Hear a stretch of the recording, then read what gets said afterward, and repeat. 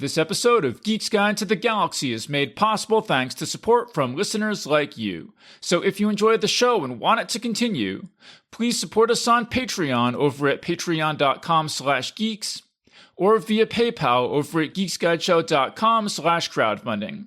And I want to give a special thank you to Michael Flynn, who just signed up this week to support us on Patreon, and to Leonard Tatangia, who just made a very generous contribution to the show via PayPal. So big thanks again to everyone who's contributed. We really appreciate it. All right, so now let's get to our show.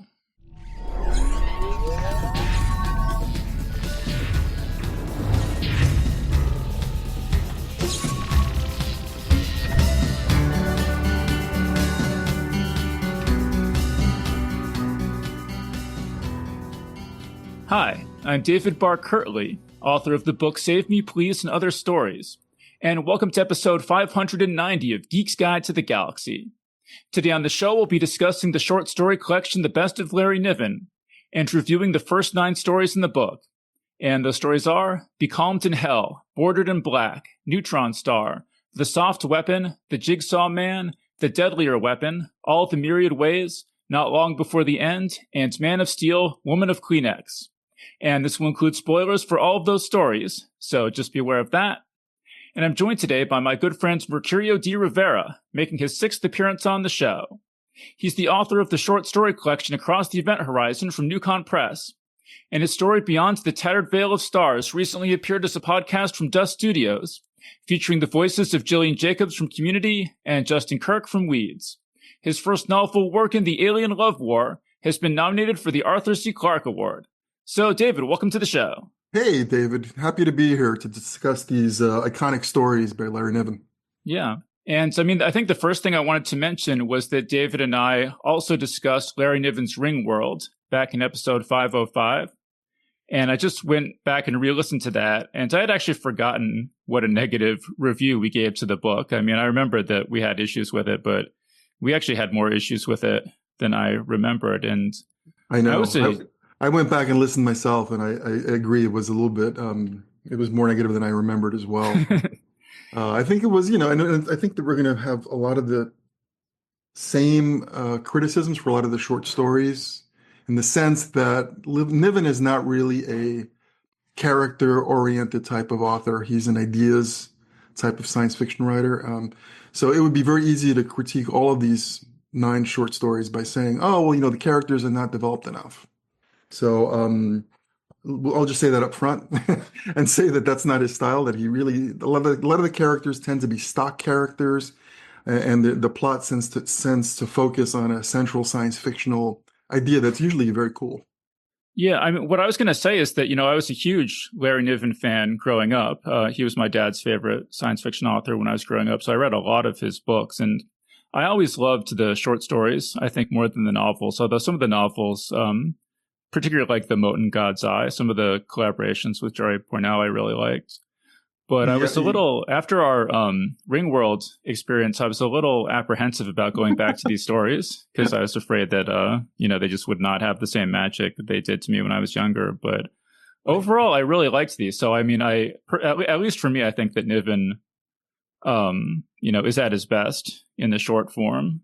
And as you say, his emphasis on cool ideas and, just science fiction fun, works really well for me at the short length, and the characters don't have time for the weaknesses to become so glaring.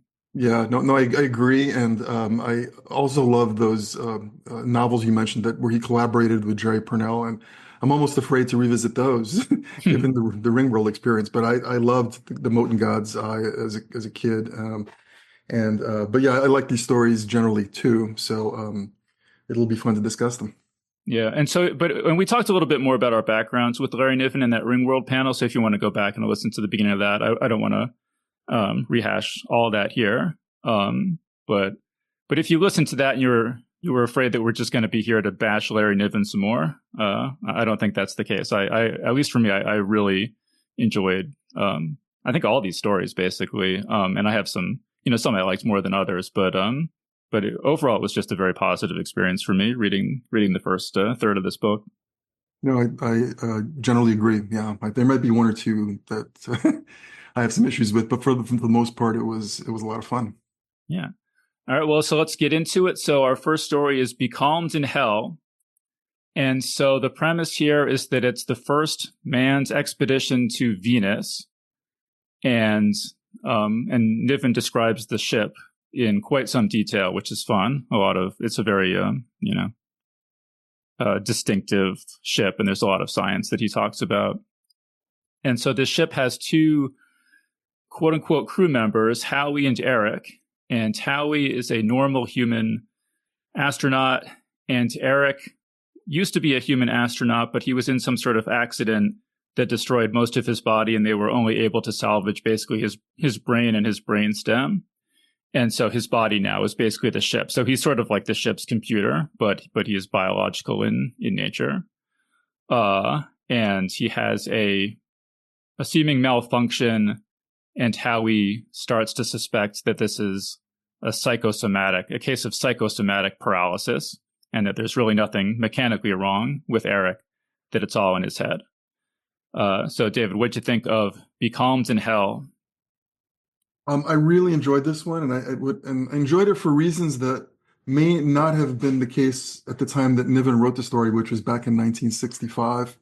Niven he focuses on the central science fictional idea, which is, in this case, I think it's exploring Venus as it is. Back in around this period, 1965 or so, we had just sent the Mariner 2 probes on a flyby mission to Venus. We realized it was really a hellish world with incredibly hot temperatures and high pressure. So we get to explore that environment with these two characters on Venus. And I did like that aspect of, is it a psychosomatic issue with psychosomatic injury that the ship has, or is it an actual mechanical failure? So I like that aspect of it as well. But again, the setting, it goes a long way here. And as I was saying, when it was written in 1965, while the planetary science is up to date and still holds true today, the idea of a brain ship is something that if it was written today, I think it would be an AI story for sure. But reading it now, to me, it has a certain charm to it.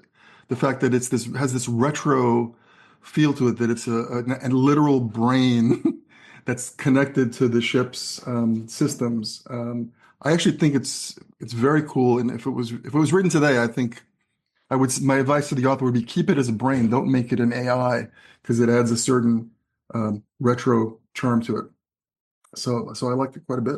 Well, yeah. I mean, I thought the idea of this was super cool. And yeah, I mean, it has to be a brain for the whole idea of, I mean, I guess an AI theoretically could have psychosomatic paralysis too, but just, I think that's what's distinctive about this story, is that because the ship has a biological brain, it's subject to these uniquely biological sort of lapses. And so, yeah, I think it's a great idea. I think the plot is really good, the way that it develops. So basically what happens is that Howie starts trying to test Eric. He starts sort of fiddling with the subsystems of the ship in hopes of kind of snapping Eric out of it. And I guess, like, there was one thing I was a little confused about. I don't know, David, if you could help clarify this or not. But so one of the things that Howie does is that he gets ice and kind of pours it on some of the wires, one of the relays, or I guess maybe two of the relays of the ship. Mm-hmm. And before he pours this ice onto the wires, he cools it down to almost absolute zero. But then he tells Eric that it's just normal ice, basically. And I can sort of imagine why he might be doing this, but the character never actually explains what his motivations are, or, why he's doing this. And I thought I didn't see any reason why the story couldn't have just had Howie explain to the reader why he was doing it. So I'm just curious did you notice that at all? Did you? My take on it was that it was just BS on his part. It was totally a placebo. And he just said, I'm doing this to fix your ramjets, Eric. I'm gonna go out there in the wings and I'm gonna put some ice on it and that'll solve the problem. But I thought he was just making it up to convince the ship that he had done some repair, and psychosomatically the ship would think, hey, I'm cured, and that would solve the problem. Which in fact is what happens, right? I mean, I guess we're doing spoilers here. Well, let me just down but I mean, even if it's a placebo, or he's hoping it's going to be a placebo, he could just pour in normal ice and tell him it's normal ice, right? But he intentionally tells him it's normal ice when it's actually super cooled ice. So I guess it's just, I mean, my inference is that it's just a way of test. If Eric notices that it's super cooled ice, that'll give Howie more information or something. But yeah, I thought it could have just used a little bit more clarity there. Yeah. And I guess that's something that Niven, I have a little bit of a problem with Niven in general, and especially in some of his author's notes, is that he just kind of like assumes that the reader knows things that he hasn't explained, and it gets a little bit confusing sometimes, but it's a pretty minor issue in the story. Yeah, sometimes. And there's a twist at the end. And Niven does do a lot of twists in his stories. There's a twist ending where the readers, I was certainly convinced that it was all psychosomatic. And the ship has come back as, well, my theory happens to be that, it's an actual mechanical problem, and that you, human, are just trying to relieve yourself of the responsibility by putting it all on my shoulders. So that's the ship's theory. But at the end, it turns out that his placebo, running onto the ship and pouring that ice, actually cured an actual mechanical problem. And when they get back home, that's what the examination of the ship reveals. So I thought that was an interesting twist that I did not expect. Yeah. So the plot works really well, and it's this classic science fiction setup where you have these people out in space and they're going to die unless they can solve some like engineering problem. I mean, in this case, he thinks it's more of a psychiatric problem, but it turns out in the end to be an engineering problem. But all of the steps of that are laid out really logically, and it's an interesting situation, and just the way the plot develops, just works really well. David, you mentioned that the ship has turned into this cyborg type creature by there was some sort of crash. This is a good example of how deft Nivens is at world building, because all we have is, I think, one sentence in the story where he says something about the hundreds of men had built his life support after the crash, and that's it. And from that, we infer the fact that there was an astronaut who was in a terrible accident and they could only salvage his brain and so forth. But it's impressive how he's able to world build with just a few brush strokes. Yeah, so I think this was a very early story by Niven that established his, helped establish his reputation as an interesting hard science kind of writer. And I mean, yeah, you could say there's nothing particularly fascinating about the characterization, but this is a story where, to me, it doesn't really need it. I mean, you could make the characters more individuated, but I think the story works just fine for me the way it is. I agree. And I was reading that this actually is a sequel to Niven's first published short story, which is called The Coldest Place, which I haven't read. So that's interesting. I wonder if it relates to the creation of this cyborg ship. I don't know, but well, I didn't. I mean, I read that as a kid. I haven't read it since then, so I don't remember it very well at all. But the thing I remember about it is that it's set on Mercury, and at the time, it was believed that the same face of Mercury was always facing in toward the sun. So the story is about exploring the coldest place on Mercury, which would be the side facing away from the sun. But then after he submitted it, it actually turned out that Mercury does rotate. And so he sent a letter to the editor, I think it was Frederick Pohl, saying, do you want me to withdraw the story? Because the science is all wrong now. And Frederick Pohl told him, no, don't worry about it. you did your research. It's not your fault that, I don't expect you to know things the astronomers don't even know. But yeah, I didn't remember that it was connected to this story. So I don't remember I don't remember the characters at all. That's the only thing I really remember about it. Yeah, yeah, and in the introductory notes to this story, there was an interesting story that Niven tells about how he submitted the story initially to Frederick Pohl, and Pohl writes back a note with comments on the story, and Niven took that as a rejection, made the changes, and turned around and sold the story to FNSF. And later on at a convention, he runs into Frederick Pohl, who says, young man, when an editor gives you comments, it means he expects to see the story again. And Niven just said, "Oh, I didn't realize that." So, so he learned a lesson there. Yeah, I can remember when I was a young writer that at workshops and things, they always used to tell you, "Oh, if an editor gives you suggestions for how a story should be changed, that means the editor wants to see the story again." I always was a little afraid to resubmit a story unless the editor explicitly said. I mean, in my experience, they would say, "Oh, I liked this story, but the ending was a little predictable. If you come up with a new ending, I'd be happy to see it again," something like that. But yeah, I guess it was a little. I wouldn't do it either unless the editor explicitly said, "I'd like to see it again." Yeah, but I guess it was a little game at the time where editors would not explicitly say that. I'm not sure why, but but it is kind of funny that was something that Niven had to learn. Yep. I wonder how much of that being conventional wisdom is just as a result of that story about Larry Niven and him telling it, and including in his author's notes and stuff. Could be. By the way, one last note on the story. I did like there's a section where the human tells Eric, the spaceship, about the fact that that he sort of has a mental protection against the fact that there are parts. Sometimes he gets new parts, and that he doesn't think of that as a series of amputations because it would be too psychologically damaging. So he kind of puts up a barrier and tries not to think of it that way. And the human seems to think that's part of where the problem stems from, the fact that he may have put up these psychological barriers and may have created this psychosomatic injury. So I found that interesting to look at it that way. Yeah. So overall, just really, I mean, really cool story, really great idea, really great plot, very, sort of simple and straightforward, but effective, but very effective in my opinion.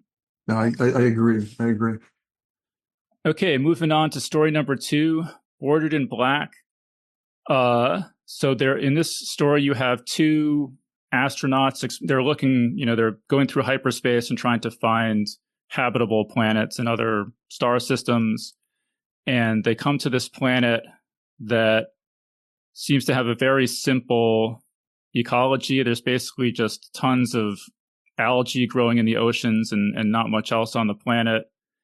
And during their initial flyby, they see some sort of dark shape on the ground that they initially don't know what it is. But they initially, or after some investigation, decide that this must be some sort of alien agriculture, that aliens have seeded various planets to have a place to stop by and grab a bite to eat on their voyages, and that this algae is food for some previously unknown super advanced aliens. So David, what'd you think of Bordered in Black? I really like this a lot, and what I really enjoyed, it was just the streak of psychological horror, which is not something that I've known Niven to write before. It really had some scary central science fictional ideas to it.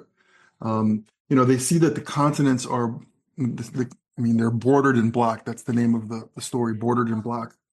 They assume that it's algae that's washed ashore along the continents, and then they think, well, maybe it's some sort of conveyor belt, and ultimately they want to swoop in close to see what the heck it is, and it has a line in it that reminded me a little bit of either To Serve Man, Twilight Zone episode, or Soylent Green, the movie, where he says it was something so horrible. And by the way, just to step back a second, this story is being relayed by one of the travelers who's come back to Earth. He's destroyed his ship, and they're trying to get him to tell the story of what happened.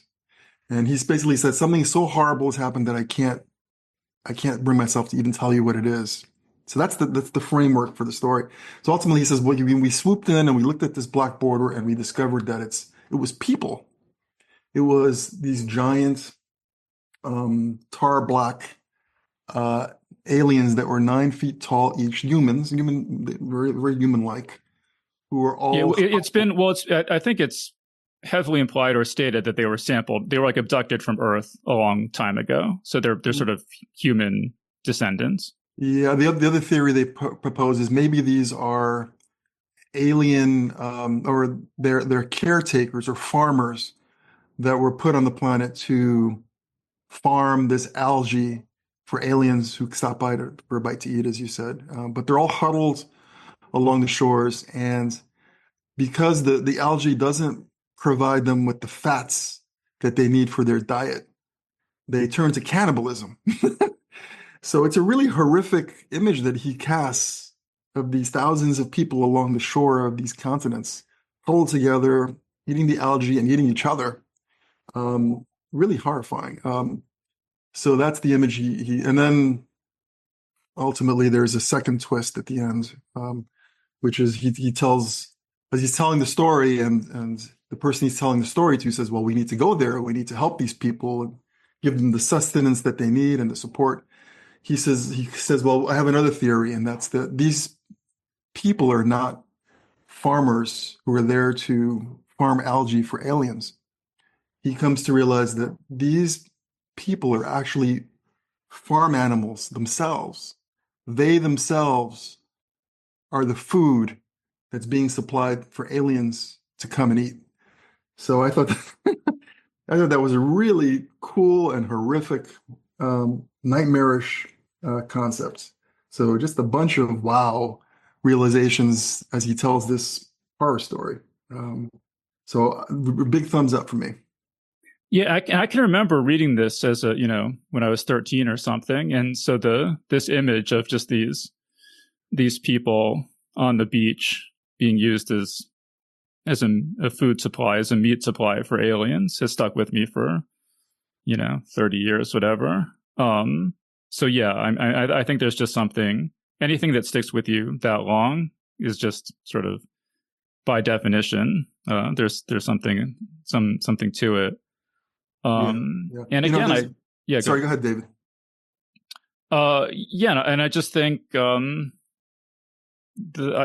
just really like the story. Like you say, it's the horror aspect, I think, is just really effective. I mean, actually in his author's note, Larry Niven says this is Board in Black is a nightmare vision.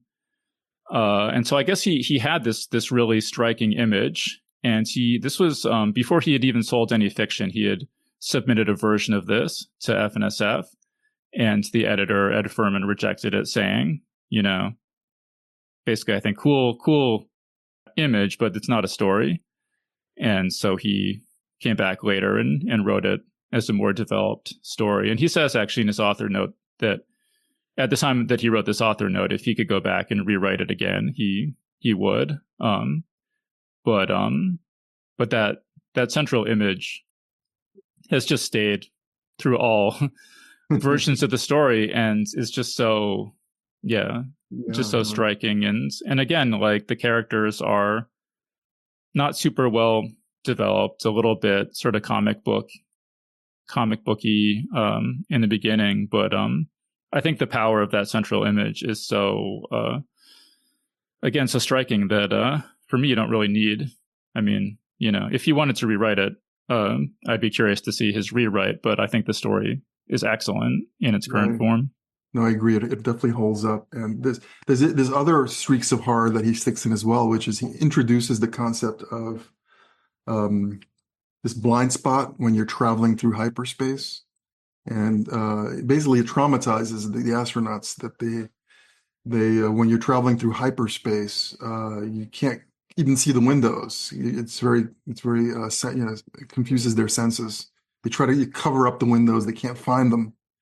Um, and one of the characters at the end, as he's being chased by these these aliens, these 9 foot uh, uh, meat supply aliens. As he's being chased, he commits suicide. He swallows a pill to kill himself, and part of the motivation is just the thought of these people as farm animals was terrifying. And number two is the thought of getting back on the ship and having to look at hyperspace was enough to push him over the edge, which I thought was another cool concept. Yeah, and I guess we should explain, Niven has a series of books and stories called the Known Space series, which is sort of his main fictional playground. And this idea that hyperspace has this sort of blind spot that's disturbing to look at features in Known Space. And this story, Boarded in Black, is not a known space story, but this is where he originated that idea, and then he kind of transplanted that over into the known space stories. But it's interesting to see that idea show up here for the first time. No, definitely. I did a little bit of research on the phrase "bordered in black," and I found somebody mentioned that back around the time the story was written, it was common to refer to a short letter that with a black border on it, as bordered in black, and they would tend to be death notices that you received that had that look. So that is probably the inspiration for the title of the story. That's interesting. Yeah. Okay, cool. So let's move on to our next story, Neutron Star. Okay, so in this story, there is a pilot, Beowulf Schaefer, and he is deep in debt, but he has to keep spending big so that his creditors don't suspect anything.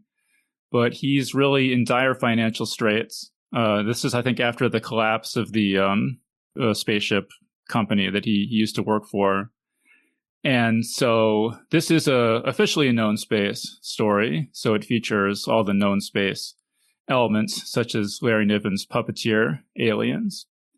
And so one of these puppeteer aliens, I guess if you don't know the puppeteers, these are my favorite aliens in science fiction. They look like 3-legged centaurs, and their brain is in their chest, and then they have 2 kind of tentacle necks, each of which has a head at the end of it, but the heads don't have brains because the brain is in the body. So they're kind of like a cross between heads and arms and hands and stuff. Really cool aliens, and they're cowardly, and they build ships and kind of manipulate other species from behind the scenes.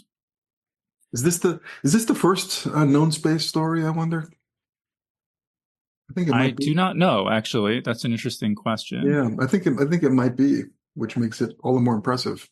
Yeah. So this puppeteer comes to Beowulf Schaefer and says that it wants him to do a flyby of this the first neutron star that's ever been discovered, and that the previous expedition to this neutron star, it was these 2 scientists, they died for some mysterious reason. And so the puppeteers are afraid that word is going to get out that their spaceship hulls are not as invulnerable as they're reputed to be. So they want him to go investigate and figure out how something was able to penetrate their invulnerable spaceship hulls. And he's not really interested in this job, having such a high level of mystery and danger. So the puppeteer basically blackmails him into doing it by threatening to expose him to his creditors. So that's the setup of the story. So David, what'd you think of Neutron Star? Well, I absolutely love the world building here. And if this is the first known space story, I mean, it's an explosion of creativity. Again, he creates the cowardly alien puppeteers who are just fantastic aliens. I agree with you. They're one of my favorites. The idea of these indestructible general product hull ships, which are again a great idea. And I thought the protagonist was an interesting protag. It would not just the stock character like in some other stories, but rather kind of a rogue who is he's trying to avoid going to a debtor's prison. He's sort of a little bit amoral, and I love that he tells the puppeteer that I'll do your I'll go on your mission, but I need you to create a special ship just for me. So they add weapons and they add other things that you wouldn't normally find on a cowardly puppeteer ship.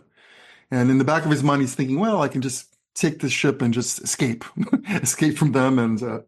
But they kind of anticipate that. And I think it's a UN representative who has a relationship with alien species, responsible for relationships with alien species, suggests to the puppeteers that they put a bomb on the ship so they can set off in case he should run away. So he really is blackmailed and straitjacketed into taking on this mission against his will. So I really like that aspect of it. It's really it's a scientific puzzle story, trying to figure out what it is that killed the previous passengers who traveled too close to the Neutron Star. I didn't care for that scientific mystery so much, maybe because that really does become dated. The solution to it, which is, it turns out that what's killing anybody who gets close to a neutron star is the tidal forces associated with the gravity of a neutron star. So not much of a mystery in present day, but so that part wasn't satisfying. But gosh, I loved the incredible world building and the main character, and I really found this enjoyable to read. Yeah, I loved this story. This is one of my all-time favorite science fiction stories. Just as the character of Beowulf Schaefer is really fun. The character of Sigmund Ausfaller, the kind of UN intelligence operative you mentioned, is really fun. This is definitely a story where Niven combines his interest in, sort of classic puzzle solving science fiction, but also has really good characters and a really fun, colorful, vividly imagined world. The story really has it all in that sense. And at the time that this was written, neutron stars were still speculative. Nobody had really identified any yet, I don't think. So Niven really was on the cutting edge of science with this story. So this is a story, it kind of has it all in a way. It has cutting edge science, it has action adventure, colorful, well-realized characters, an exciting climax. Like, there's just so much that the story does really, really well. It is also, unfortunately, in my opinion, fatally flawed in its basic conception.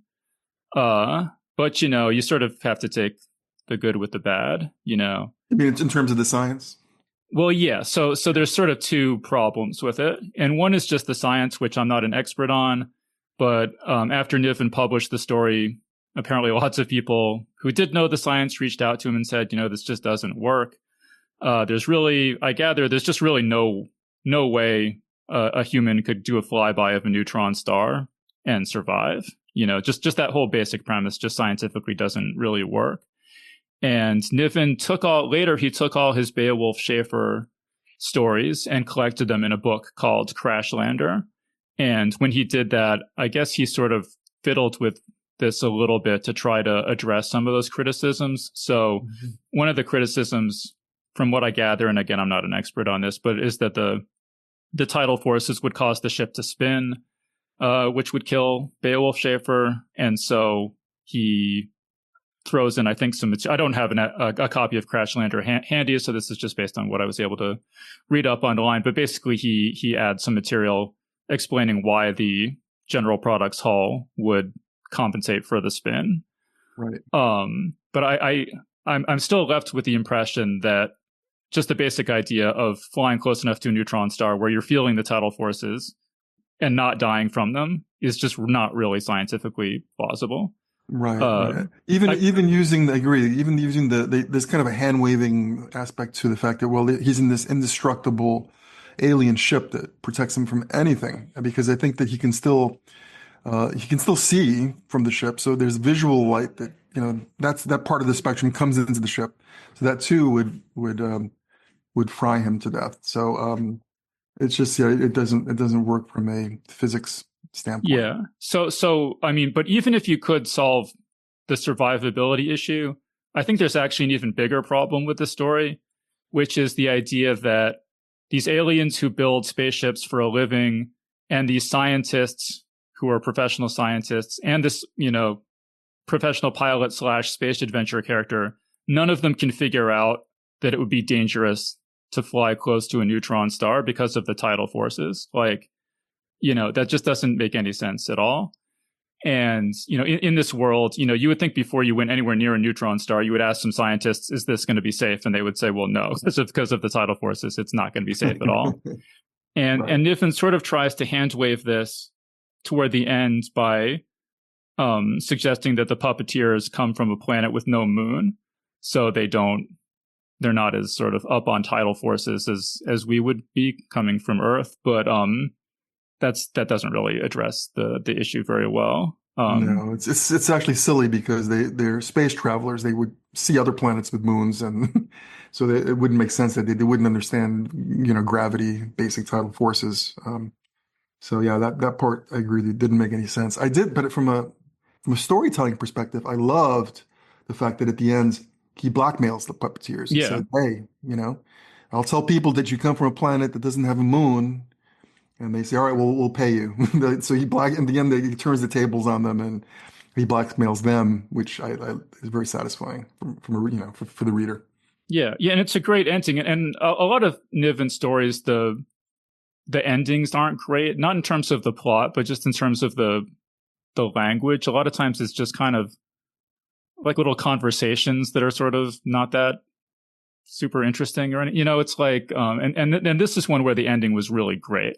Where he blackmails the puppeteers in return. Like this is why. So I love this story so much. I'd recommend everyone read it. It's like 10 out of 10 in so many ways. And I just sort of have to accept the things about it. Like you couldn't fix the story really. Like the things that I love about it are sort of bound up with the things that just don't work in a way that I still love it. But yeah. There's just no getting around some of the problems. Yeah, no, I agree, and I think what makes it so great is the main character. It's not normally Niven's strength. He doesn't usually delve too much into the characters, but this guy is a rogue that I want to be on. I want to be on his adventures with him. Yeah, well, you're in luck because there's a lot more Beowulf Schaefer stories. And again, they're collected in this book, Crash Lander. I think I might have read it. I don't remember if I read all the stories or not. I think I used to have a copy of it anyway. But one thing I remember in one of the other stories, somebody says to Beowulf Schaefer, like, "Oh, you're named after Beowulf. That's cool." And he's like, "Who's Beowulf?" And they're like, "You don't know." And it's just, it's so far in the future that it's just not commonly known by everybody, I guess, who the character of Beowulf is. So just I just always kind of like that detail that, right. The information sort of falls out of culture, but the echoes of it remain, and that you might even be named Beowulf and not know the origin of that name. Yeah, that's funny. And by the way, I agree with you on his final sentences of his stories tend to be clunkers. I don't know why that is, but this one is the ending is great. Yeah. Okay, next story is called The Soft Weapon. And so this is another known space story. And so in this one, there's a spaceship, and it has a crew of 2 humans and a puppeteer. And so the backstory of the known space universe is that there was this race of galactic tyrants called the Slavers, and they were rebelled against by another alien race, which has an odd name. I think it's the Tnuktip. I'm not sure.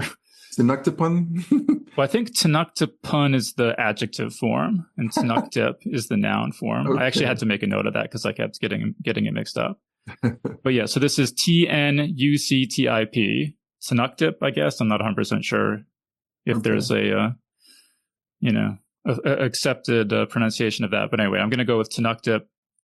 But so anyway, so the Tnuktip rebelled against the Slavers, and there was this massive war, and everybody died. Like I think all intelligent life in the universe was wiped out in this war, if I remember correctly. And so all the species that we know, the humans and the puppeteers and Kazin, all evolved in the aftermath of this, war that wiped out everything. Okay, but so the slavers had super advanced technology called stasis boxes in which time stands still. So if you find one of these stasis boxes, even though it's been, I think, like 1 billion years or something, there might be some super advanced slaver technology inside that no one's ever seen before. And so as the story opens, our heroes have found one of these slaver stasis boxes, and they're on their way back to civilization to, check it out. And along the way, they detect some signal indicating that there's another slaver stasis box nearby, which is kind of surprising because they're in a region of space that is commonly traveled. But they decide to check it out, and it turns out that this was a trap, and that now they've fallen into the hands of the sinister Kzinti, these sort of big cat-like warrior aliens. And the Kzinti now have their slaver stasis box and are going to get up to nefarious ends when they... I guess I'll just say inside the slaver stasis box is an advanced Tnuktipun weapon. And so the humans are very afraid of what will happen with this super advanced kind of weapon. I guess there's a lot of backstory here, but yeah, nobody's ever found a Tnuktipun weapon inside a slaver stasis box before. So this is the first time. So this could potentially really change the balance of power in the galaxy in favor of the Kzin. I hope I got everything important in there. But so David, what'd you think of the soft weapon? A lot of world building, no question about it. I mean, everything you described is just leading up to the start of the story, which is funny. But I love the story. It's a novella, a little on the long side. But I was into the story. I think that the plot is terrific, which is basically it's a battle between these two humans and their puppeteer ally against the Kzin, who are they're after this stasis box weapon, and their battle takes them to this ice world where they explore what's inside the stasis box, which is this really cool weapon. Alien weapon that's sort of like it's a device that has 7 different settings which do different things. One is like an energy absorber, one is like a matter to energy conversion beam, all these incredible weapons that, as you say, can sway the balance of power in the galaxy. And what I like about it is there's just lots of twists and turns, but at the very end, the Kzin seem like they're about to triumph. They've got the humans and the puppeteer imprisoned, and they learn that the device can actually speak to them. So they're trying to speak to the device to find out where is the setting that gives you that powerful matter to energy conversion beam, and the device speaks to them, gives them the setting, and then it turns out that the device has figured out that has assumed that they are enemies of their owners. So it gives them the wrong information, and they accidentally set off a self-destruct button instead. So I thought all of those twists and turns were so cool. But what I enjoyed most about it, I think, was just the interactions between the Kzin and the humans, and the Kzin and the puppeteers. How they kind of find the puppeteers kind of revolting because they're herbivores, and they ignore the female, because she's female. So that leaves them really with only one person who they respect and speak to. So I like that aspect of it. But again, it's kick-ass because of the world building. It's a masterclass in that. And the cowardly puppeteer goes crazy and actually commits violence. So I thought that was, he kicks the Kzin, which is a source of incredible shame to the Kzin, and is involved also in the plot. So, again, this is great plot, great action, and world building up the wazoo. So, I enjoyed it quite a bit. Yeah, I agree. I really liked the Kzin culture in this book. So when the puppeteer, this cowardly herbivorous race, badly injures the leader of the Kzinti, Chuffed Captain, this is so shameful for him that he can't call for help. He has to kill this puppeteer himself without any help, or else he's going to be shamed forever. So that, helps the heroes a lot, but it's sort of an interesting aspect of the Kazin culture. And then I also really liked, so one of these Kazinti is a telepath.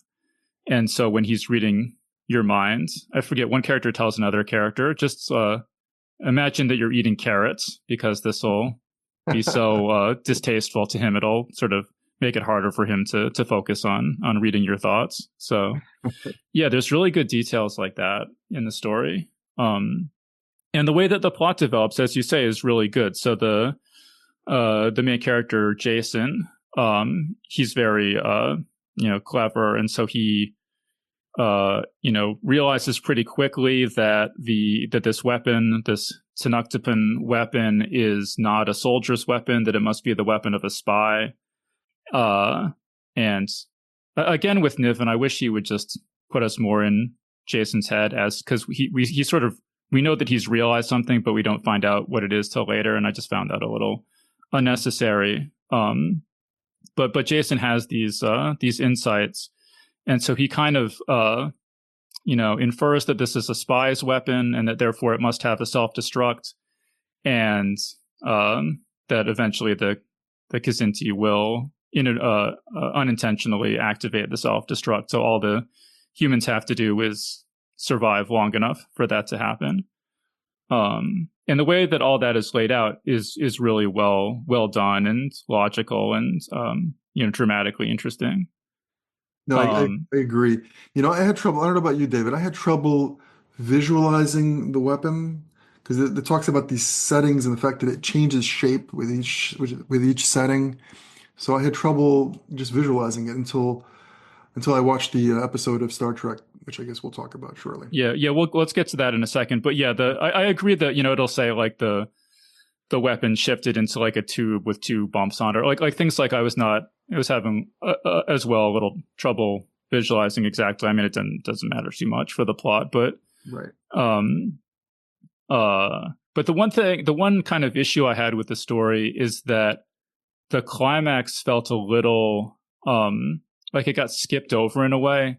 Mm-hmm. And I think, and like the plot is great, like this idea that the Kazinti characters, set off the self-destruct. But what happens is that it sort of switches to the point of view of the puppeteer when the explosion happens.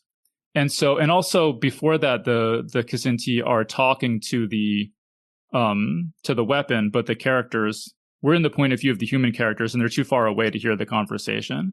Right. And so I felt like because the climax relies so heavily on the weapon making a decision, really the weapon is the active character at the climax of the story, that it would have been helpful to see more, to have more of a sense of the weapon as a character, and to see more of its dialogue with the Kazinti, because without that, it felt a little bit like there was just something left out of the story to me. That's fair. I think it would have been improved if we'd seen a little bit more of that dialogue. I agree. Yeah. And I wonder, I'd have to go back to really look, but I feel like it might have been possible to make Jason a little bit more of an active character, in terms of not just doing nothing and letting the Kazinti destroy themselves, but somehow tricking the Kazinti into destroying themselves. Again, I'd have to go back and look. Maybe I'm wrong about that, but I was left with the sense that there might have been ways to ramp up the drama a little bit in terms of making the humans more active characters. Yep. And the female character is the damsel in distress. She's being held captive by the Kazinti, who are threatening to eat her. They want to eat her arm as the first. When they're eating her, they threaten to eat her limb by limb, which is pretty gruesome. I actually like that aspect of it. I like that threat. I didn't like the damsel in distress part, and hope that she would do a little bit more herself to be more active in the story. Yeah, although coming off of Ringworld, I found her more kind of spunky and, active than I was expecting necessarily from the female characters in Ringworld. So true. At least she comes across as very smart. But yeah, I mean, overall, I really liked the story. But so yeah, so let's get into the Star Trek. Yeah, so this was adapted into an episode of Star Trek, the animated series. This is, for the original series with Kirk and Spock.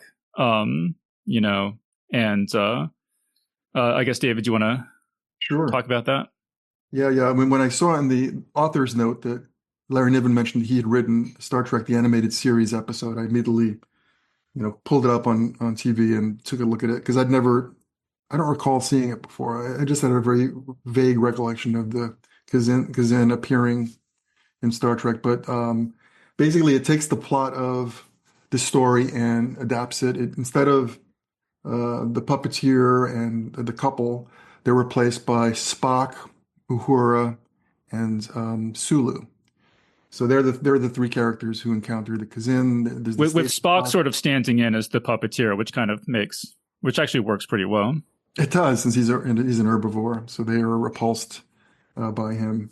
And again, Uhura's a woman, so they don't want to get engaged with her. That makes Sulu the main character that is being engaged with, which is interesting. It's interesting that they're the only three characters from the original series that appear in this episode. But it just translates the story into, again, they're on an ice world. It's the same idea. And I got a chance to see this labor weapon, and I got a better sense of how it looked. And there's something called a police net that they hold the humans captive in. And it was interesting seeing how that, seeing that drawn, visualized in front of me. So I had a better sense of that. But the episode was actually, quite good itself. I thought it was, it was very enjoyable. Yeah, no, I liked it. It was kind of weird to me, this collision of known space with the Star Trek universe. I mean, so there's all, you have Spock saying, "Oh, there used to be the slavers and it wiped out everything." And I'm like, it seems to make major retcons to the Star Trek universe for the sake of this one cartoon. Right. But yeah, I found it quite enjoyable, and yeah, it worked surprisingly well, substituting Spock for the puppeteer character. And I actually thought, and Niven, as we said, wrote the screenplay, and I actually thought it improved on the story in some ways. Like I was saying, I thought it was a problem in the original story that we don't really see the Tenochtitlan weapon talk to the Kazin, and in this we do. So I actually thought that was an improvement over the story. Yeah. By the way, I love just the background story of how this came to be is that Larry Niven was just hanging out with Dorothy Fontana, DC Fontana, at Gene Roddenberry's house, and they were and Niven had tried to pitch a couple of ideas for Star Trek, the animated series episodes that were rejected, and Gene Roddenberry suggested, why don't you just adapt the soft weapon into an episode of Star Trek? And Niven actually thought about it. He says he thought hard about before giving the Kzinti to the Star Trek universe, because now that those aliens appear in the Star Trek universe, so I thought that background is interesting. By the time, Niven had already won multiple Hugo and Nebula awards, so they wanted to, they were happy to hear his pitches for stories. So that was interesting. And the Kazin have been mentioned in other Star Trek. They were mentioned in an episode of Picard recently, just a throwaway line where Riker mentions something about having trouble with the Kzinti. There's a throwaway line.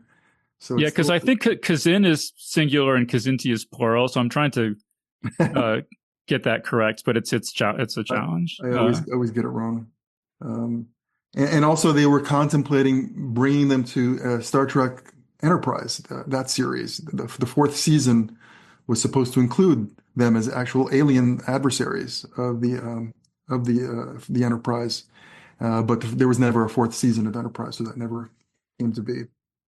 Mm-hmm. If you want to see the Kzinti in an adaptation, like the Wing Commander series of video games, is basically, they call them the Kilrathi, but it's like virtually the same thing. Yeah. I don't recommend watching the Wing Commander movie, but they do have. If you want to see talking humanoid warrior cat aliens, they do feature in there. And I didn't see them, but apparently they appear also in Star Trek Lower Decks. So that's just, again, as a background officer as an actual background Starfleet officer. So that's interesting. Yeah. I don't think there's a reference in the episode to the Kazin eating anybody, right?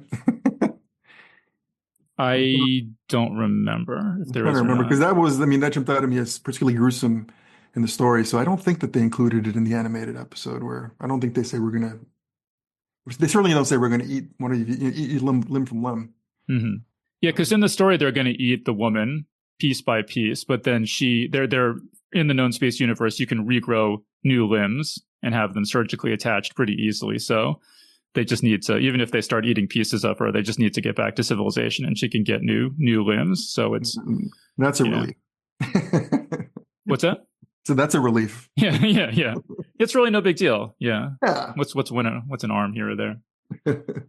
All right, cool. Are we anything else to say about Soft Weapon? No, just an explosion of imagination. Yeah, I really liked it. It's maybe a tad on the long side, and again, maybe the climax could be tweaked a little bit, but again, this is another strong story. Definite thumbs up for me. Yeah, yeah. By the way, I didn't mention. I don't think we mentioned earlier that Neutron Star won the Hugo. Did it win the Hugo? I think it won the Hugo. Certainly was nominated, or maybe it was nominated for the Hugo. And the first story, Becalmed in Hell, also was nominated for a Nebula, I think. These are all like pretty acclaimed stories. Yeah, yeah. I think I don't know what won what awards or not, but Niven definitely was, I think, embraced by the science fiction field. Right out of the gate. That they were, or that he was supplying something that people really wanted and that had been kind of lacking in the years of the new wave, kind of dominating science fiction. Right.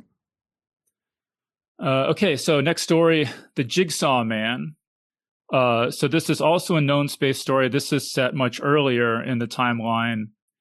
And at this point in the timeline, it's possible basically for ordinary people to live, I think, virtually forever, thanks to organ transplant. So like we were just talking about with the, transplanting arms and stuff, it's in this future, it's also just routine to transfer hearts and everything. And so, but they need a supply of hearts and livers and whatever. And so, they take them from condemned prisoners. And so, because there's so much, demand for body parts, the death penalty has been applied to more and more crimes. And also there are criminals called organ leggers. This is sort of like a play on bootleggers who just abduct people off the streets and disassemble them for their organs and sell them on the black market. And so in this particular story, this is the first story. It was written for Harlan Ellison's Dangerous Visions. So like an anthology of stories that were supposed to shock the staid sensibilities of the science fiction editors of the time. But so in this story, there's a guy who he's in jail and he facing execution and disassembly, and he escapes from jail. So David, what'd you think of The Jigsaw Man? I thought it was interesting seeing Niven try to do, something edgy for Dangerous Visions, and I thought it was a great chase story. I was pulled in. I was turning the pages.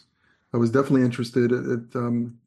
Reading it with today's eyes, it doesn't seem quite as edgy as it might have been at the time because I think the focus of the story is on how gruesome this organ bank is. That they're taking people apart for their organs and storing them, storing them in this organ bank, and that seems to be the focus. Like, oh, how awful people's organs are being. I mean, if you're dying anyway, it seems to me that storing organs is a great idea. But that's where the horror is focused on until the last couple of sentences of the story. That's where we learn that he's basically the protagonist is facing death because of a capital offense, and so that's why he's on the run. And then we learn with just a couple sentences to go in the story that his capital offense is just traffic tickets, which again is a very cool twist ending. And that's where the horror comes in, where you realize, holy crap, they are just, unfairly sentencing people to harvest their organs. And I love that aspect of it. That really worked for me. But again, 99.9% of the story is just the horror is just him. It seems to me the idea of harvesting organs itself is somehow viewed as horrific, which I don't see why it would be. Yeah, I mean, I guess this was written, I think, not too long after the first successful heart transplant was performed, so it was kind of in the zeitgeist or whatever. Mm-hmm. And I mean, this was when I was growing up. One of my favorite books was a book called The Long Arm of Gil Hamilton by Larry Niven, which is set in this Oregon Legger future, and it consists of 3 stories. And this story is not one of them. I guess this was, I'm imagining the first time he explored the idea, and then he developed it in more depth later on. And so for me, being so familiar with those stories, I think this one doesn't have as much impact because I'm so familiar with the concept to begin with. And so this is just kind of like a gimmick story. It's like you say, the twist. It's all kind of just building up to the twist, which is that he's on death row for traffic tickets because his society wants his organs so bad. Right. So I think this is a fine story, and I think if you read this first, it might have more impact. I mean, for me personally, I was left wondering why this story was included rather than some of the more developed ones. So I did notice that in our next batch, we have The Defenseless Dead, which is the second story from Gil Hamilton. Mm-hmm. But the first story, Death by Ecstasy, is one of my favorite stories of all time, with the caveat that I haven't read it since I was a kid. But I remember it being great. Okay. So I do wonder why the Jigsaw Man was included rather than Death by Ecstasy. I mean, maybe just the fact that it was in Dangerous Visions and established the world kind of lends it historical significance. Or maybe it's about length or something. I don't know. But could be. Also, it was nominated for a Hugo, so maybe it's better. Maybe it's more well known than the others. I don't know. But I would definitely track down Death by Ecstasy. Which I just love. There's a particular scene in it that, since I was a kid, I've just reveled in describing to people because it's so gruesome and unusual and cool. Yeah, but it's a page turner. I was definitely pulled in. I was not bored at any point. It's a great chase. He's being chased down, so that keeps you turning the pages. Yeah, and I guess I have a lot more I could say about the long arm of Gil Hamilton, but maybe I'll save that for next time, because The Defenseless Dead is an actual Gil Hamilton story. Okay. But yeah, I mean, good story.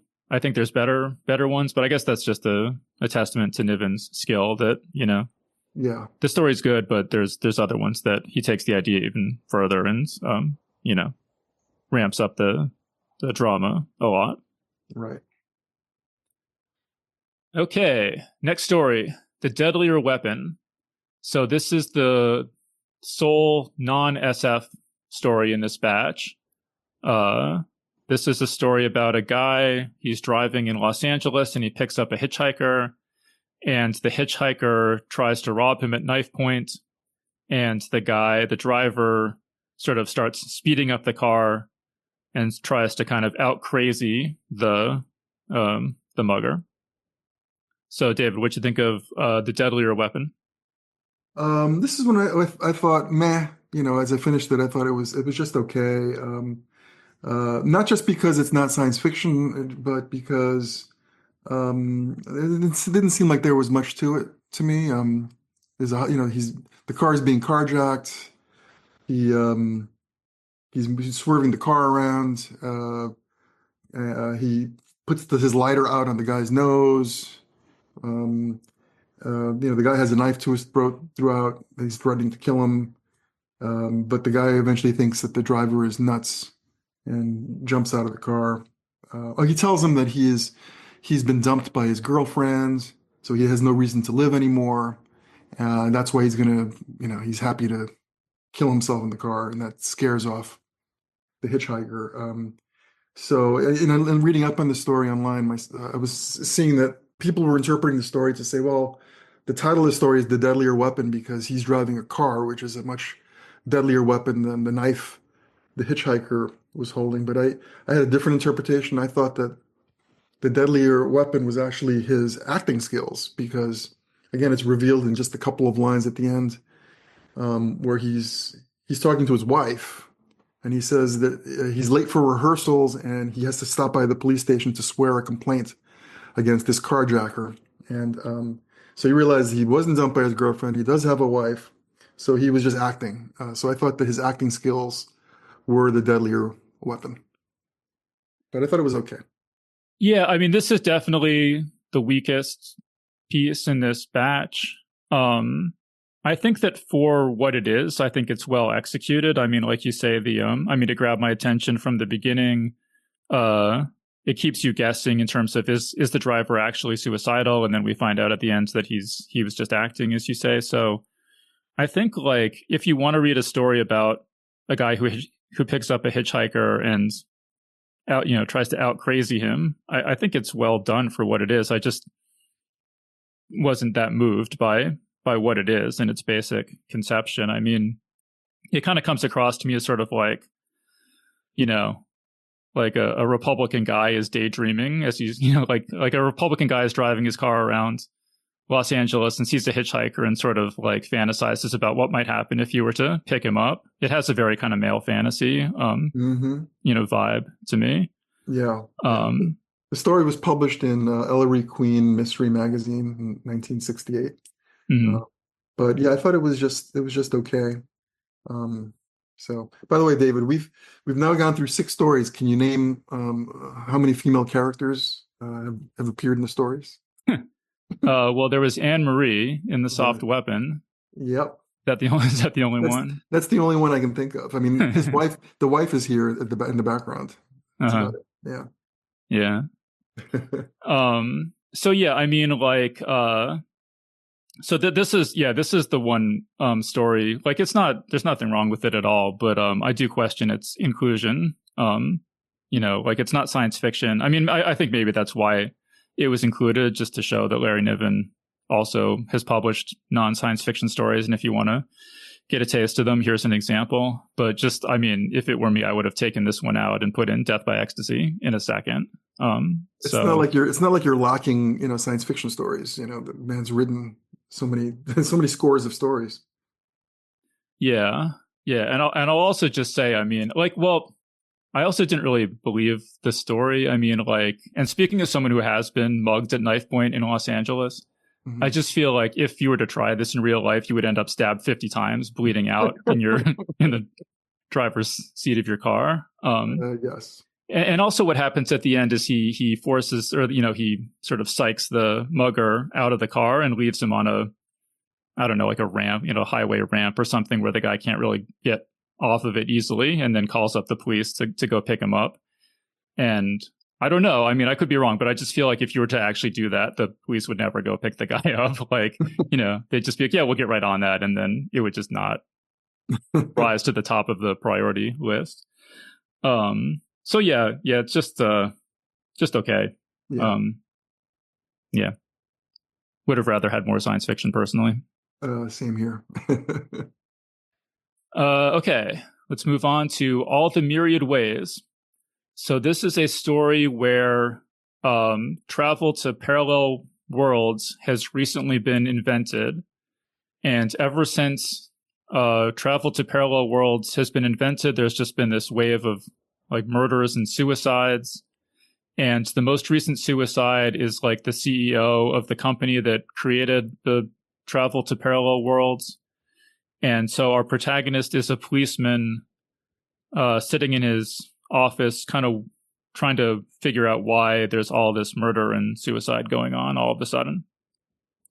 So David, what do you think of All the Myriad Ways? Solid sci-fi noir, cool ideas as usual. You have to remember this was written in 1968. There have been so many, parallel world, alternate universe, time travel type stories that have been written since then. But this is one of the, this is an early one, and I love the idea of, and it's typical Niven, looking at it from a very clinical, scientific perspective to see what would happen if there were all of these alternate realities that are created every time you time travel. And his conclusion is that it results in this incredible existential angst. And you realize that nothing matters because every choice every choice that you make, a different choice is being made in an alternate universe, and as such, nothing you do matters. And as a result, there's this rash of suicides taking place, which, again, very cool idea. I like the alternate universes that are explored where there's the Confederate States of America and Imperial Russia, the Cuban War world, and the Dead World's also stuck with me. The idea of these radioactive wastelands where you can find these intact but deadly artifacts on that world. Again, very cool idea. So, well, and this world is not our world too, because there's a reference to, we found a world where Kennedy the First was assassinated. So, right. Obviously this is a world where Kennedy wasn't assassinated. So. Right. Very, very cool idea. And he also explains the concept of something called the broadening of the bands, which is when you go on a time travel journey, there's a signal that your ship or the device that transports you sets off.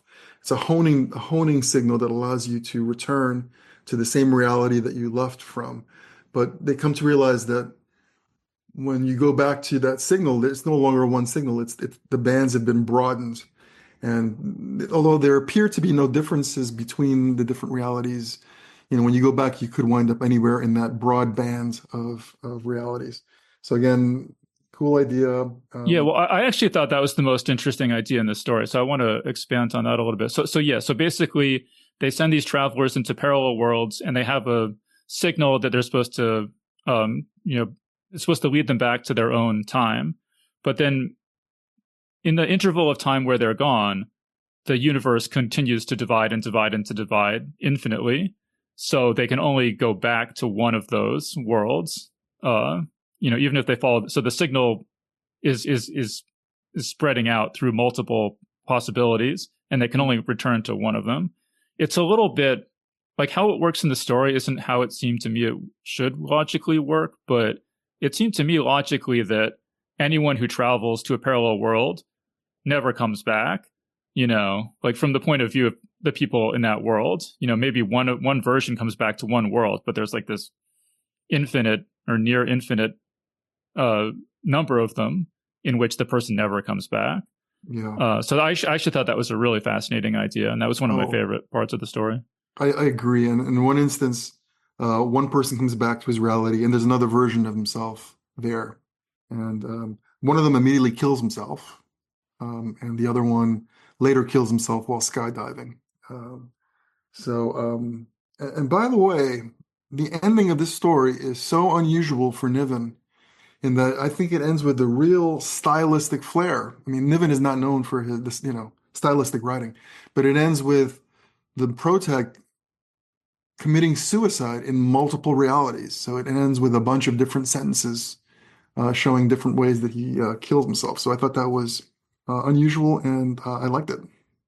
Yeah, no, that was cool. And I mean, I was going back to these. I was just sort of expecting the style to be really clunky. These stories, just in general, and I didn't find it to be as clunky as I was expecting. I mean, it's sort of rare to come across a really striking line, but there weren't too many. I wasn't bothered by the style overall, but there was actually, I forgot to mention in the last story. I want to mention it because I want to say something else positive about it. But there's actually one line that jumped out at me is kind of beautiful. So can I just find it here? This is the carjacking story. Yeah. Okay. So near the beginning, he's just thinking about different hitchhikers that he's picked up over the years, and he thinks about this girl he picked up who was trying to get home for Christmas or something. Oh, and she's from, I forget where, somewhere in the Midwest. But she's describing what it's like there. And it says, "She told me what freezing rains are like, when water falls from the sky at night and freezes where it hits, so that in the morning all the trees and bushes are tinkling crystal, crackling in the wind." And I just read that. I was like, oh, it's kind of beautiful. It's kind of evocative. So I put a check mark next to that sentence. Yeah. When I was reading it, I said, I have to mention that on the podcast. Yes, I agree. Yeah, so that one and the ending, as we're saying, of all the myriad ways. Yeah, there are some lines, some beautifully crafted lines in some of these stories. Yeah, yeah. I mean, Niven is known for just serviceable prose, clear, moves everything forward. And he's not known for being a stylist, but he pulls out a few gems in Yeah. these stories. And all the myriad ways. I mean, I really liked the sophisticated exploration of this concept of parallel worlds. I don't know that I really buy the basic psychological premise. I guess I'd be curious to hear what you think. But if you were to find out beyond any doubt that there's this infinitude of parallel worlds and any choice you make is canceled out in some other universe that you'll never see, would that cause you to despair? Well, it might cause me to despair, but I don't think I would commit suicide. I would view it as this is my reality, this is my world, so my choices matter in this reality. So, but yeah, it might cause me some despair to think that I might have made a better decision, or in another world I could have changed things here. So I could see some despair creeping in, but not to the point of suicide. Yeah, but I mean, that's not even, I mean, because I don't, like I said, I don't know, I don't feel this personally. I mean, and like I can imagine feeling despair thinking about lost opportunities or whatever, like you're saying, but that's what Niven's talking about in this story is something really specific. The idea that, nothing you do matters because in the broader multiverse, everything happens. So any good thing you do is canceled out by a bad thing some other version of you does, and every bad thing you do is canceled out by something good another version of you does. So nothing really makes sense. Nothing has any consequence, really, viewing the entire multiverse. But I don't know that really I care that much. I mean, especially if I never see any of these other worlds or they never impinge on me particularly, other than in this sort of abstract thought experiment kind of way. I don't really buy that the average person would be driven suicidal by this thought. Right. That's a good point. If you were able to see the other worlds, then that might drive you to despair. But otherwise, it probably wouldn't bother me so much. I mean, maybe the most philosophically minded, sensitive types, but just not the average person. I don't know. I just don't really see that. I mean, one thing I think about with parallel worlds that this story kind of reminded me of, and this story, posits a reality in which there are, anything that can happen does happen, but also you have free will somehow. So that's a little bit, tricky to begin with, but let's just go with it. Like, let's just take those two premises. There's free will, and also anything that can happen does happen, and you can sort of direct your course through these different parallel worlds. Mm-hmm. It does seem to me that it does kind of remove any sort of moral responsibility from you. It seems to me that, if the possibility space exists and nothing you do will change the possibility space, and all your decisions do is determine where you're positioned on the possibility space, it seems like you can kind of just choose to do whatever benefits you the most, because it's like, there's like the chessboard, and you can choose where you want to be on the chessboard, but the chessboard is going to exist in exactly the same form no matter what you do. Yeah. It's a matter of perspective. If you're looking at it from a multiversal point of view, then absolutely, I could see that. But that's not. I mean, if looking at it from the viewpoint of our world, yeah, what you do matters, and your decisions do impact your future. So, but yeah, a very interesting thought experiment by Niven. Yeah, I mean, since we don't know that there are parallel worlds, or that we have free will, I'm not recommending anyone abandon all moral responsibility after listening to this podcast. But yeah. Oh, by the way, I written down this line when you asked me, "What did you think, Dave?" I was going to say, in one universe, I love the story, in another universe, I just hated it. So I missed my cue. But yeah. That's funny, but no, I really liked this story. I mean, again, the characters are sort of, they're there. This police officer is just kind of a guy, and it's the story's about the ideas, but it's great ideas. I think particularly for the time the story was written before. Absolutely, and it has that noir sci-fi sensibility that is pulled off quite well. Yeah. So again, recommendation from me. Yeah, same here. Okay, let's see. Wait, where's my list? Okay, so next story, Not Long Before the End. This is a bit of a change of pace in that it's a just straight out sword and sorcery story, set in a secondary world, fantasy world with wizards and barbarians and stuff like that. And so the interesting twist here is that magic is a finite resource in any particular area. So if a sorcerer performs magic in a particular city or whatever, after a while, the magic gets drained from that city and nobody can do any magic there anymore. And so the sorcerer has to move on to new territory. And so the sort of the setup of this particular plot is that there's a sorcerer and he's used magic to keep himself young, and he kind of has a girlfriend from the local village, and a barbarian who has a crush on his girlfriend and thinks that he must be using magic to kind of brainwash her, comes to kill the sorcerer.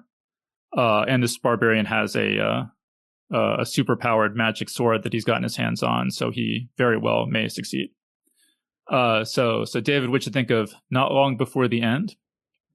In one universe, I love this. No, it doesn't work. I was surprised at how much I enjoyed this one because it is, I love science fiction. I like fantasy, but I love science fiction. But I actually love this story. It's one of my favorites of the 9 that we've read. It seems to have a certain. It's first of all, it's just a battle story. A sorcerer versus a swordsman who has a magical sword. And I love that I love their magical battle and the things that the wizard tries to do to defeat what seems to be an unstoppable enemy. He has this magic sword that is able to withstand all of his magic. So I love their toe-to-toe battles. He casts all of these spells. First it's a spell to kind of make him a loyalty spell to try to influence the way he thinks. That doesn't work. He tries a prognostication spell to see how the battle is going to turn out. That doesn't work. He gets unclear results. He tries like a meteor strike sort of spell. That doesn't work. Just all sorts of things. And I love their back and forth dialogue as they're battling each other. And and it seems to have a certain weight to it that's hard to explain. There's something very sad about the idea of magic fading and being used up, and the realization that this magic-based society will all eventually end because you're going to run out of magic. So I like that feeling that's created by Niven, and a great battle, and I really enjoyed it. Yeah, there's a great line toward the end where the sorcerer notes that the city of Atlantis is being held up by magic, and that when the magic runs out someday, I mean, it'll be centuries in the future or something, but when the magic runs out, the whole continent is just going to slide into the ocean, which I thought was a really fun line. Detail. Oh, yeah. I really liked this. I mean, I love sword and sorcery. I just love sword and sorcery. I just, and I feel like it kind of has fallen out of fashion and I don't get as much of it as I would like. But it was really fun for me to get it, just a unapologetic classic sword and sorcery story. Absolutely. Here's a question: was he using magic to influence the woman he was living with? Oh, that actually hadn't occurred to me. I mean, I was just assuming not, but is there anything in the story that makes you think that he was? I assume not. The only thing that made me think for a second that it's a possibility is because the sorcerer says, I would never use a spell to make somebody like me. But the first spell he casts is a loyalty spell to make the swordsman like him. So that made me wonder, But the female character here is actually pretty well drawn out, I thought, for Niven. And she seemed like a real 3-dimensional character to me. I would hate to think that she was a pawn in the sorcerer's, magic, a pawn of his spells.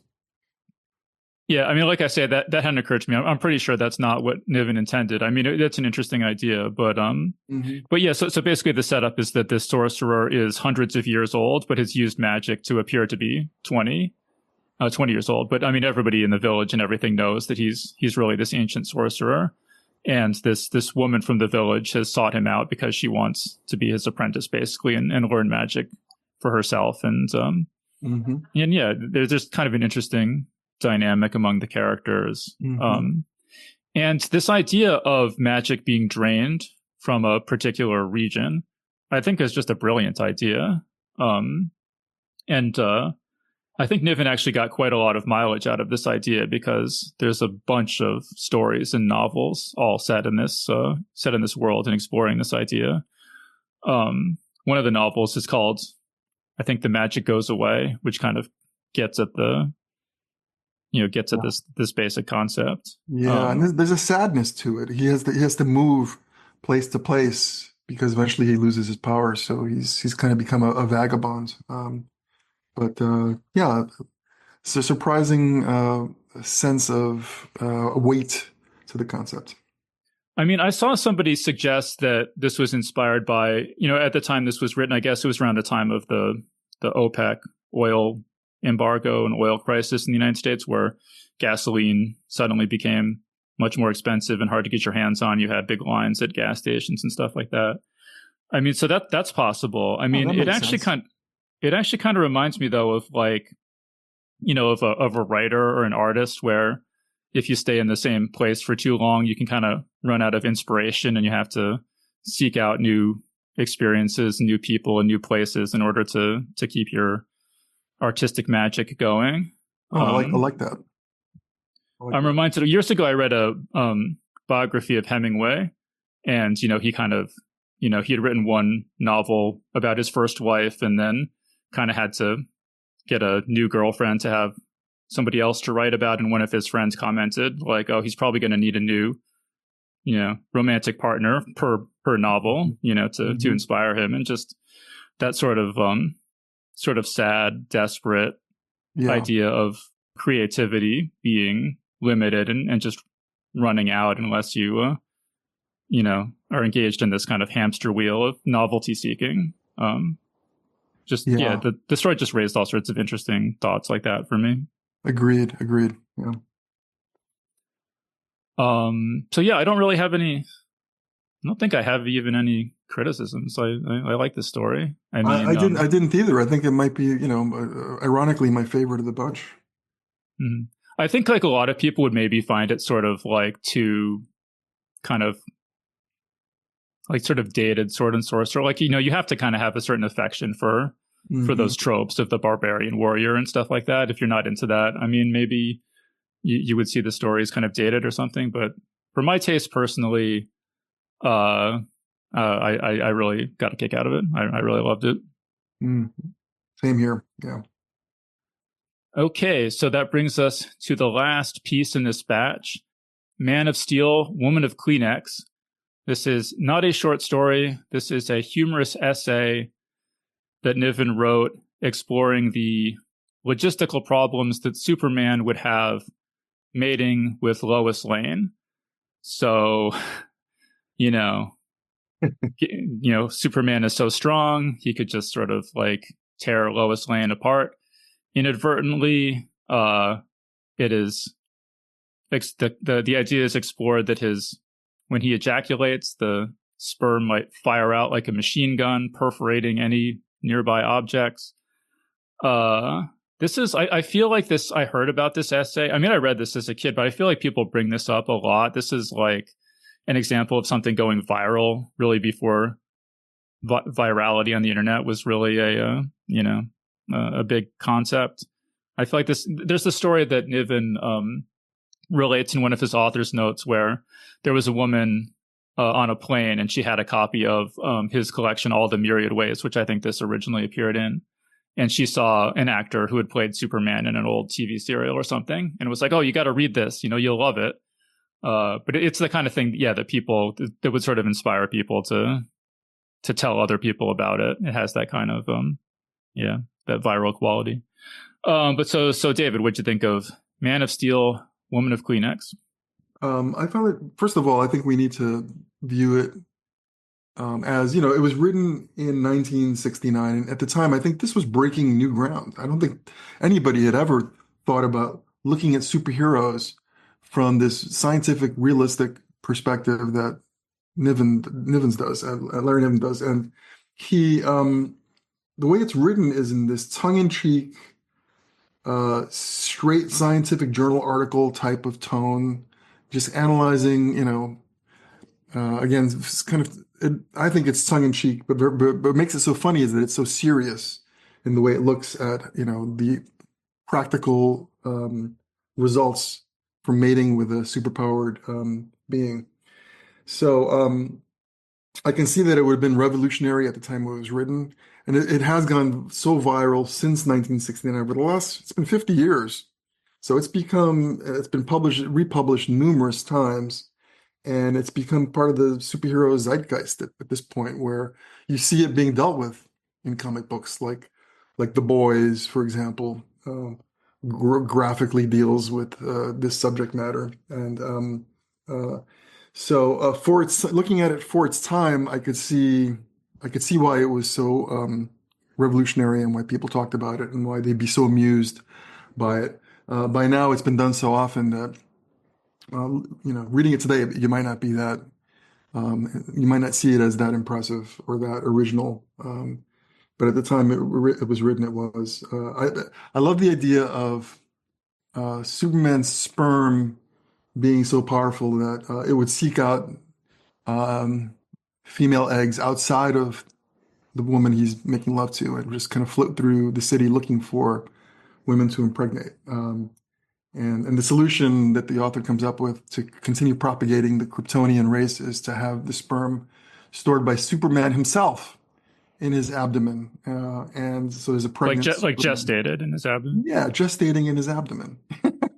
So I mean, again, it's written so seriously that it's hilarious because of its tone. It's written like a scientific journal article.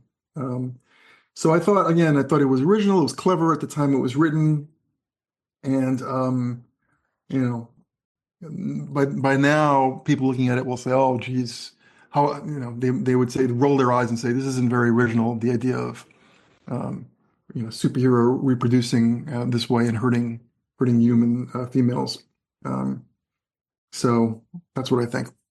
Yeah, I mean, I read this as a kid, so I read it before it became a cliche, I guess, or something that people talked about a lot. I mean, like there's a conversation in the movie Mallrats, where the characters talk about this basically. And I don't know if they read Niven or not, or if that was just, you know, sort of convergent evolution or not. I mean, speaking of images or lines that have stayed with me for 30 years, the line about Superman trying to have sex with Lois Lane would gut her like a trout is a line that stuck with me.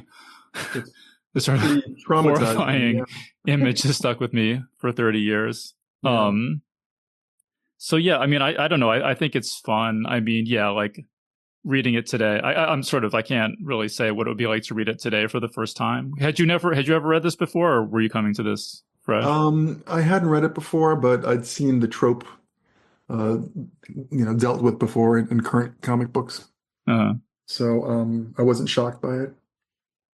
Yeah, I mean, so I don't know. It seems fun to me. I mean, it's pretty long. I mean, it goes into a lot of elaborations of the idea. Yeah, I think there's a line where I want to read where she says, with Kryptonian muscles behind it, Kal-El's semen would emerge with the muzzle velocity of a machine gun bullet. And then in parentheses, one can imagine that the Kent home in Smallville was riddled with holes during Superboy's puberty. So that was amusing. Yeah, so as I was reading it this time, I felt like it was maybe overstaying its welcome a little bit, but here I am laughing thinking about it. So,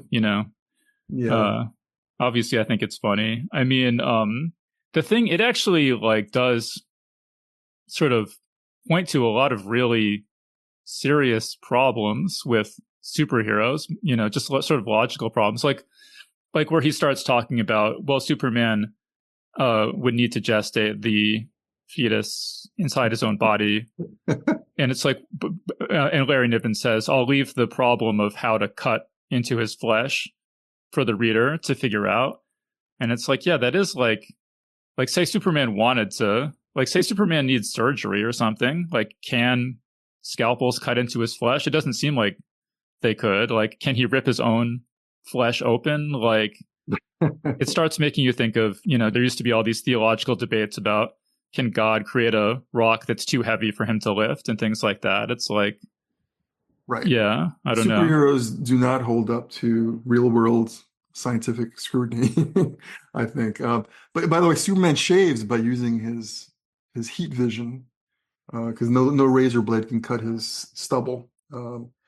And in Superman 2, I don't know if you remember when there's a scene where Superman flies up to the Fortress of Solitude with Lois, and he depowers himself. And then once he's depowered, he walks her over to the bedroom to consummate their relationship. So clearly they thought about it by the time Superman 2 came out, the movie. And there's a reference in The Dark Knight Returns, The Dark Knight Strikes Again, one of the later Batman graphic novels where Superman appears in it. And he says at some point, I'm trying to think who he says it to. He says he never have sex with Terrans. They're too fragile. And Wonder Woman says, that's why you can have sex with me, because it's safe. So clearly, it's like I said, it's worked itself into the zeitgeist of the superhero world. In Smallville, there was another reference. In Smallville season 8, I was reading online that there's a moment where his virtual father from Krypton, Jor-El, kind of gives him advice on how to make love to a human woman without hurting her. He trains him on that. How he does, how he knows, I don't know, but he trains him on that. Well, no, but that solves all the scientific problems. Is if Superman just uses the machine to take his superpowers away every time he has sex, then then it all. He's got all and then there's gadgets. No more logical problems. Yeah, he's got all those fancy gadgets up in the Fortress of Solitude. That's right. The story itself posits gold kryptonite as a way to remove his powers, I believe. Yeah, well, I mean, Larry Niven obviously knows his Superman. I mean, yeah. From reading this piece, I mean, I guess that's one thing I'll say is that Niven really is an author who is a product of science fiction culture and has, there's sort of this back and forth between Larry Niven and his fans and other writers and editors and joking around to conventions and going to conventions and being on panels and stuff like so. And his books are also full of author's notes, to an extent, unusual among authors. I mean, there are these books for research for this I picked up there. I mean, I had this one as a kid called End Space. There's another one called Playgrounds of the Mind, and there's a couple more kind of in that sequence, but they're just full of, convention reports and, stories about Niven hanging out with other science fiction authors and things like that. And so that's one thing about him I find really appealing, that, he's not just a lone author in his study dreaming things up, but he's really involved in this whole sort of community effort to push science fiction ideas forward.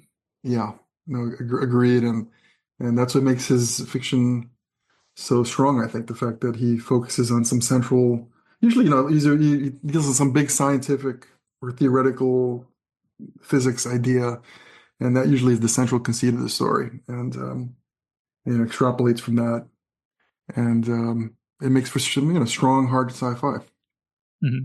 And he is versatile. I mean, as we see from this collection of stories, I mean, even if you're not crazy about the Deadlier Weapon, I mean, it's a well-done Ellery Queen type story.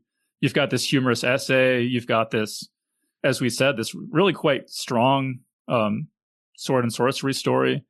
And then you have all these brilliant, hard science fiction kind of space opera sorts of things. Yeah, and some of them are, sci-fi noir is one of the stories. The other one is a sci-fi horror. So, you're right. He's showing more versatility than I expected going into this.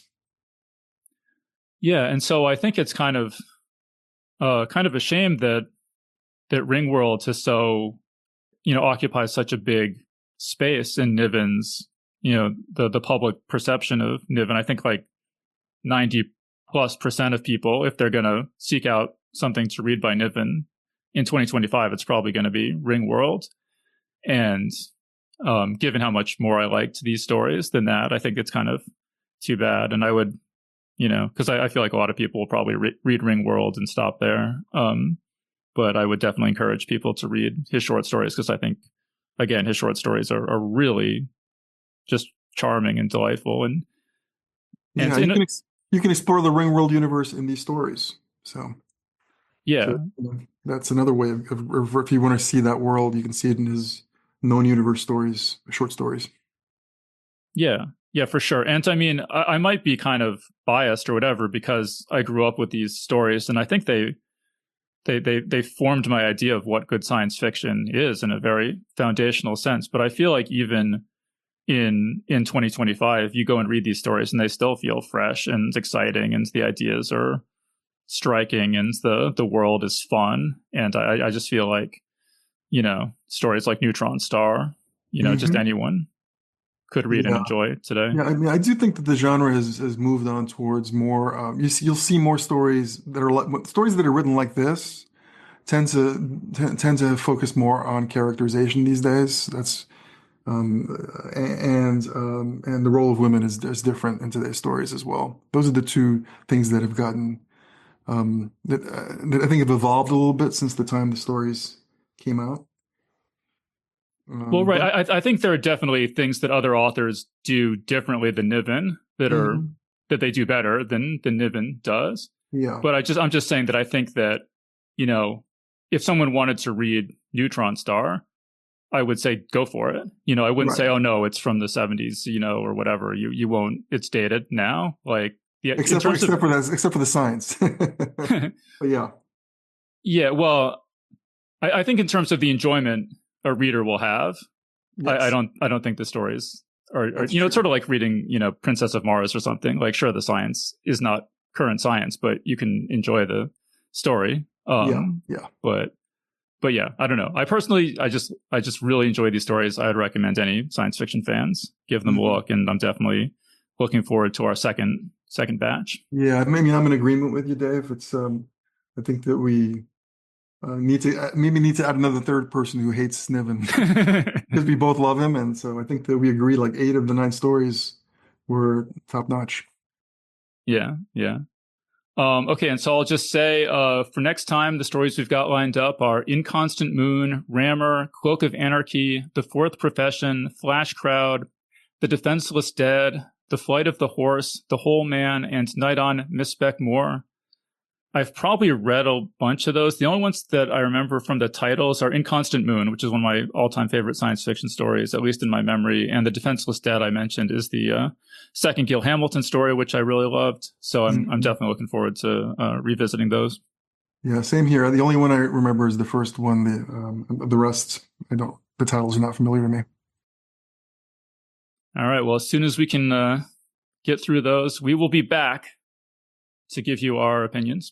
Absolutely. David, any other final thoughts before we wrap this up? No, this was a lot of fun. Yep. Yeah, and again, I'm just a big Niven fan. Again, in addition to these stories, I recommend Mote in God's Eye, Legacy of Heorot, I remember being good. So yeah, looking forward to, and I haven't read any of his stuff in, since I was probably a teenager, maybe early 20s. So it's been really fun to come back to them. And so thank you, David, for accompanying me on this voyage into my childhood. Absolutely. And by the way, I'll add Lucifer's Hammer as it's one of those post-apocalyptic books. It was one of the first ones that I read in that subgenre, and I thought it was terrific at the time that I read it. Yeah, I haven't read it. It's like an asteroid impact kind of. Correct. Yeah, correct. Yeah. All right, cool. I'll check that one out too. All right, but let's I'm gonna wrap things up there. So we've been speaking with Mercurio D. Rivera about the book The Best of Larry Niven. So David, thank you so much for joining us. Thanks, Dave. And that was our interview. So big thanks again to Mercurio D. Rivera for joining us on the show. Geek's Guide to the Galaxy is made possible thanks to support from listeners like you. So if you enjoyed the show and want it to continue, please support us on Patreon over at patreon.com/geeks or via PayPal over at geeksguideshow.com/crowdfunding. Alright, so that was our show. So thanks everyone for listening, and we'll see you next time.